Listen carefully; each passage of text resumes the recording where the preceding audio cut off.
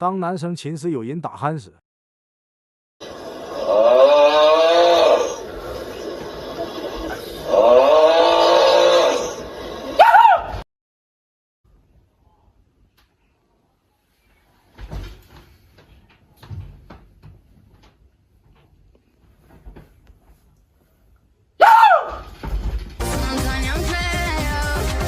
，Bun bun, I think it's a bun bun.